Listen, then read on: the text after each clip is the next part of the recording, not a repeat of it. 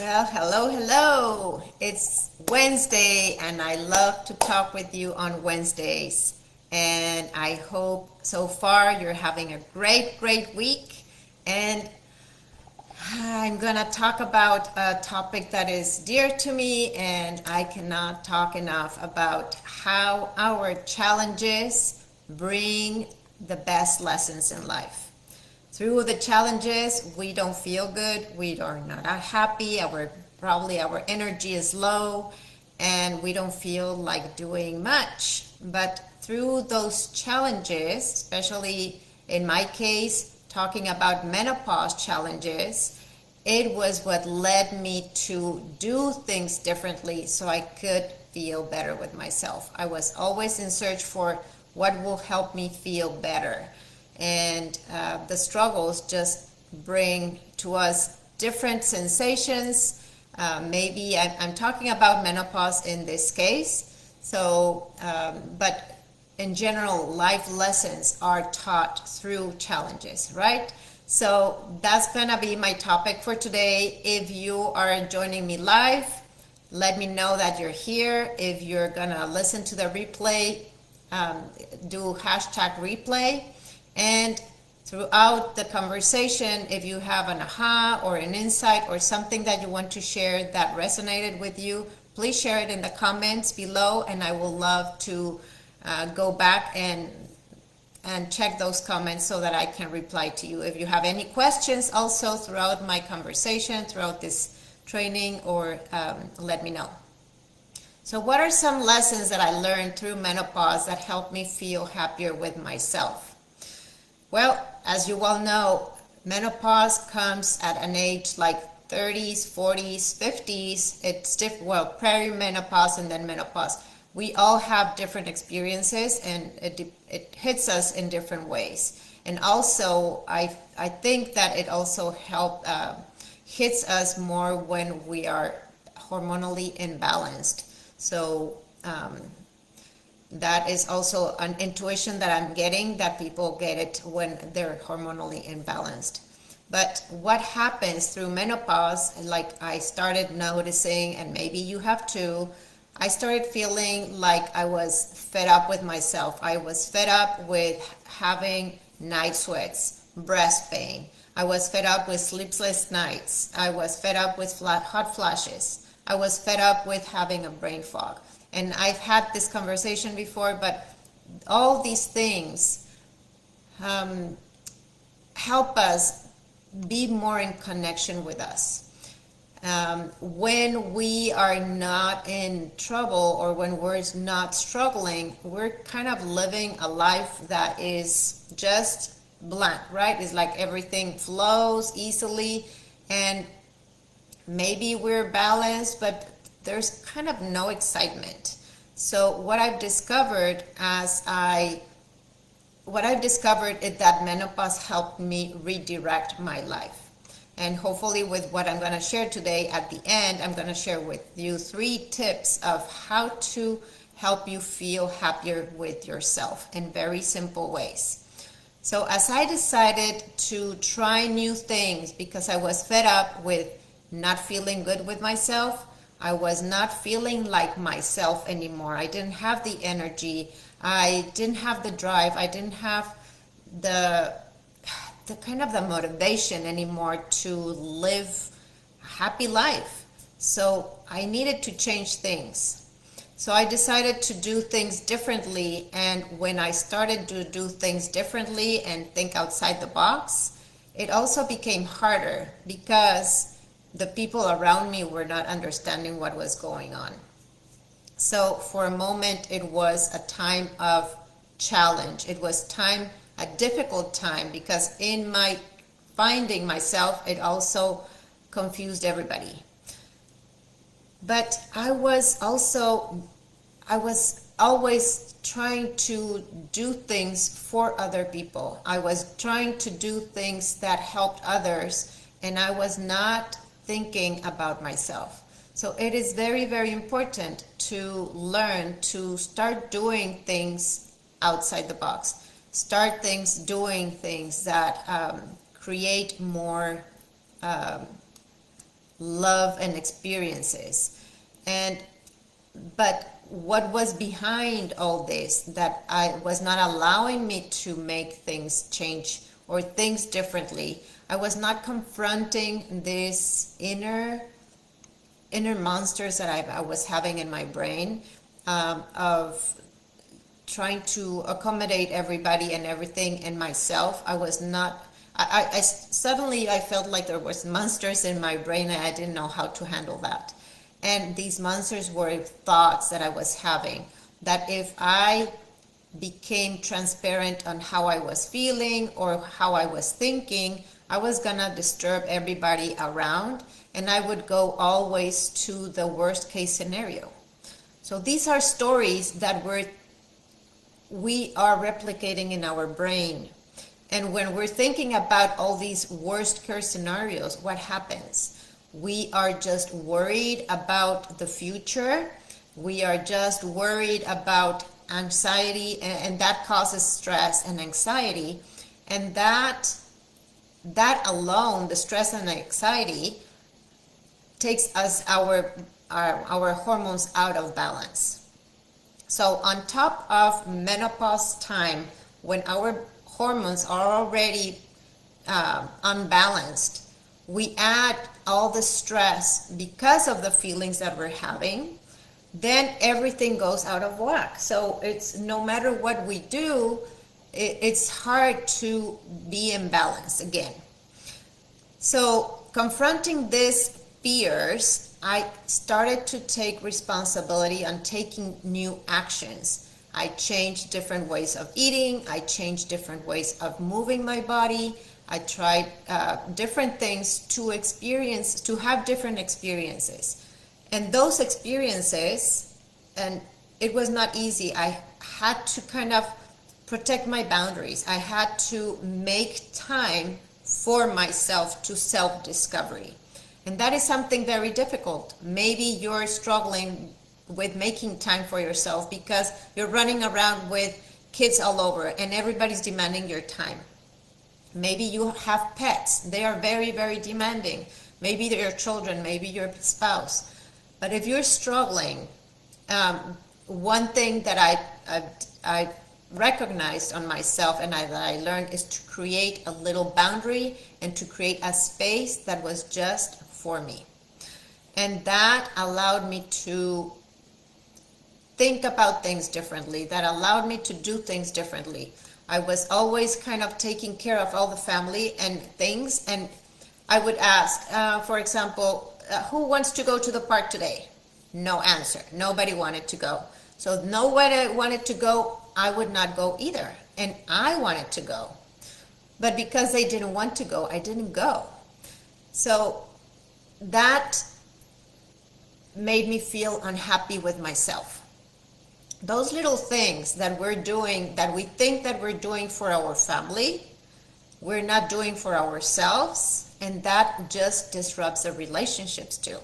So I see a lot of you out there are probably having also struggles with your relationship, with your significant other, with your kids, not listening, not attending what you need them to do or say or have.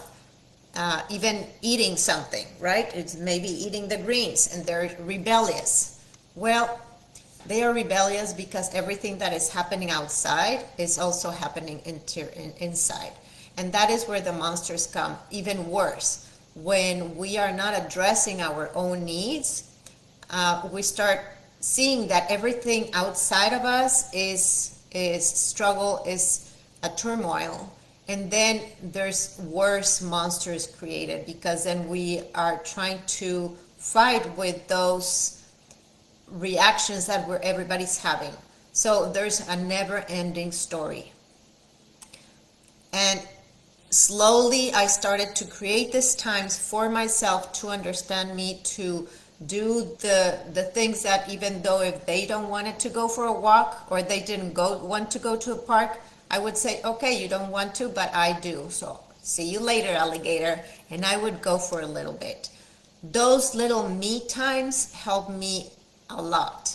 So at the beginning, it felt kind of lonely, like, oh, nobody wants to come with me. And I was like, so what, right? I had to break that pattern of depending on everybody else or doing the things for everybody else. If this is resonating with you, if you have been there, just write the word doing some self-care.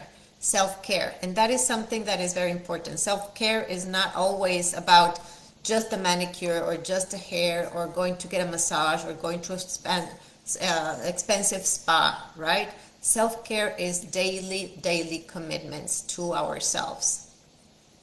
So I understood that the problems are the spice of life. These challenges are what keeps us investigating, trying to find solutions. In the trouble, in the struggle, is the juiciness of life. Life would not be a well-lived life if we didn't have challenges, because that would not allow us to grow. And that is something, an understanding that it has taken me 10 years probably to kind of grasp it and understand it, that trouble or struggles are not bad. Actually, they're good, because we're always facing to be improving. We want to be better with ourselves. And if it was not with that struggle, we would not grow. We would stay like babies. But I would always fear struggle. I would not cause trouble. I would not express what I was feeling. Ladies, let me tell you something. It's very, very important to express what you're feeling. Maybe you do not trust your significant other. Maybe you don't trust your family members. Maybe you don't trust, try to find someone, try to find a friend, try to find even your journal. Journal has helped me a lot to help me express myself. So when we find a solution, how do we feel? For myself, when I find a solution for something, it's like, hey, hooray! I feel super happy and super confident. So self-discovering and figuring out something that makes you feel happy, then that feels good. And the purpose of our living is to feel good and to feel happy with ourselves. If we're unhappy, we will also be unhealthy, and nothing around us will work. We won't be able to work well. We won't be able to grow our families healthy. We won't be able to do anything that we want in life because we're unhappy. So it sounds simple, and it's not. Maybe you're listening out there and it's like, how did you get to do that? It's daily compromises and daily commitments. So I mentioned at the beginning that I was going to share 3 simple tips to help you feel good with yourself. Are you ready for this? And let me know if you have done any of this before. So number 1, I read books, I did a lot of things, and it all boils down to the first thought or the first action that you take in the morning when you wake up. The things that you start doing in the morning set the tone for the rest of your day. It's amazing, but simple actions that you can do in the morning can set the tone for the rest of the day. So I wake up in the morning, I say thank you, and I go to the mirror and I go look at myself beyond the wrinkles, beyond the fat belly, beyond the outside of me. I look into the eye directly and I say, Maaike, you got this. And it's so powerful. You can do a high five. You can just say, hey, you got this day today. You are doing awesome. Even if you have to fake it for a little bit. At the beginning, it's not easy to do. But as you do, as you allow a little bit of self-love to come to you, from you, it's a little self-recognition of yourself for yourself. So when we're self-recognized, what happens outside? we stop looking and being needy for other people to recognize us. Many times we're not happy, feeling happy because our husband or our spouse or our children did not recognize something that we did for them, or they didn't say good morning, or they didn't say have a good day. And all those little things start adding up. So instead of focusing outside, you start focusing inside. What can you give yourself to yourself? And that high five, that self-recognition really changes the chemistry in your body, and it brings up a sensation of, like, increases the serotonin, which is a happy feeling, happy, healthy hormone that helps you feel good. So then you feel more satisfied and more calm and peace. And also it helps your nervous system feel more calm. So when you feel that calmness, you spread that calmness throughout the day. Does it make sense? So number one, wake up, say thank you, and go to the mirror and do a high five and recognize yourself. Number two, something that I do every day, and before I would just go like eat because I was hungry and without really being present. So what I do after I wake up, I go drink something warm. So if something warm, it can be a tea, a coffee, well, after my water, of course. But I make myself a special cup of coffee that I absolutely love. And I drink it and really enjoy the sipping and allow myself to no distractions, or I'm listening to something that is powerful, that is also feeding my brain and my soul. And that two connection is just something that helps me feel really good with myself. The coffee that is warm, I feel how it's going down in my body. It connects my brain, my heart, my body, and I'm in alignment. And when you're really fully present to just even sipping your cup of coffee without rushing out the door, without taking your coffee out to go, maybe if you're going outside with nature, that is fine. But just having this full experience without rushing out the door. This is what I mean about creating those little boundaries for yourself that will help you feel so much better. What all this does is it helps you being present in one activity and feel the fullness of all the sensation, and it is gratifying for the body. So guess what? When you do something in full presence, your cravings go away, because a lot of times cravings are needs that we have that we're not addressing to ourselves. So as simple as being present by drinking yourself a cup of coffee or tea, or being fully present in your meal, whatever you're eating, that allows the full experience, removes cravings. And number three, I always like to say that we need to move our body somehow. So whether it is through yoga exercises, whether it is through stretching, whether it is through a little walk or run, whatever you decide that is good for you, this allows more oxygen into your body, into your brain. Again, connection, brain, body, spirit.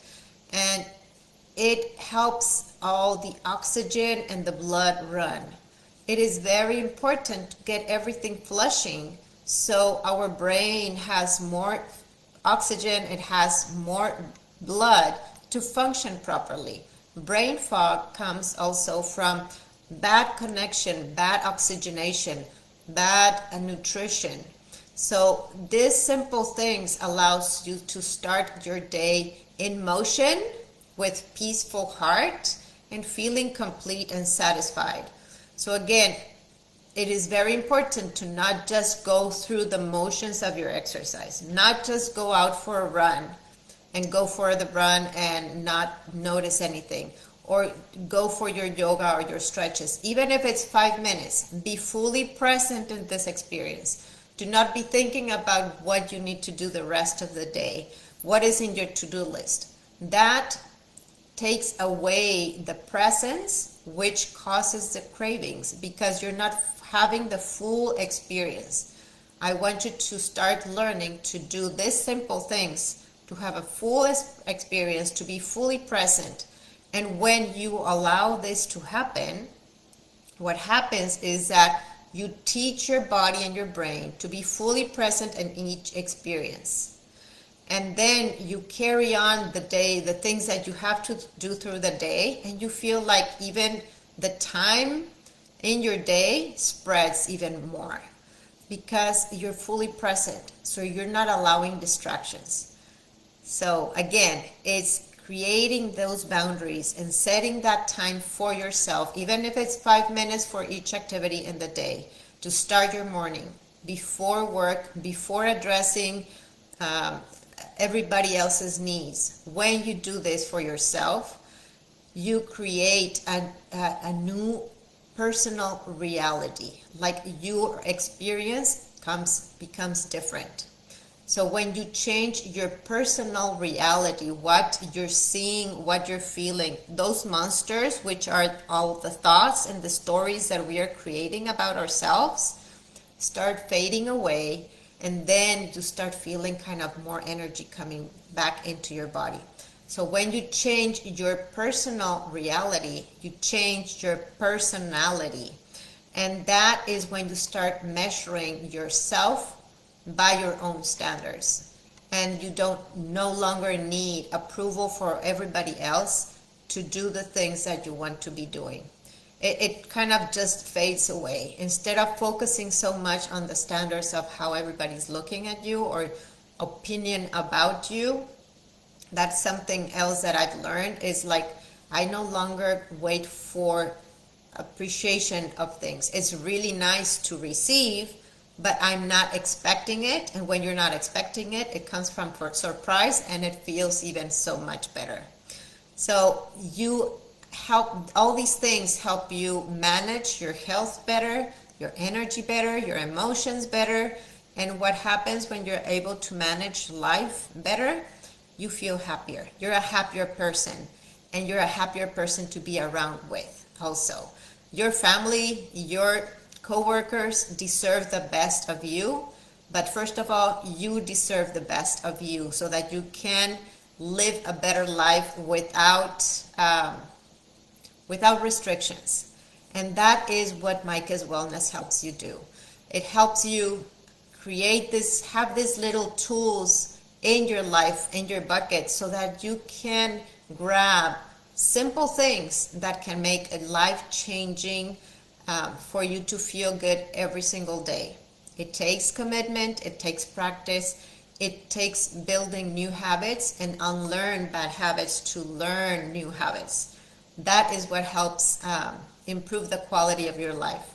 We have all these stories, and what I was listening to a book today is like we're not only ourselves, we're also past stories. So maybe if you're struggling in menopause, it's when everything comes to a turmoil. So not only we're solving ourselves, but we're solving a lot of other things. But the easiest way to solve things is to start loving yourself a little bit more and learning how to become a better friend to yourself. So hopefully this has been insightful for you. Please share in the comments below, what are you taking away from this training, from this conversation today? Remember that every Wednesday or every other Wednesday, I come live in this group. So I just want to help you, teach you some skills, some tips, some things that I have learned for myself to help you be a better feeling woman, that you can feel better. And if this resonated with you and you want to learn more about what I do, just look in the comments below, or you can schedule a call with me so I can help you and see where your struggles are, and you can come in my program. I'm looking for 10 women that are ready to start their changes in their life so that they can become a better humans, become a happier women, and create that loving relationship that they are needing so that they can live a better life. So hopefully this was good for you.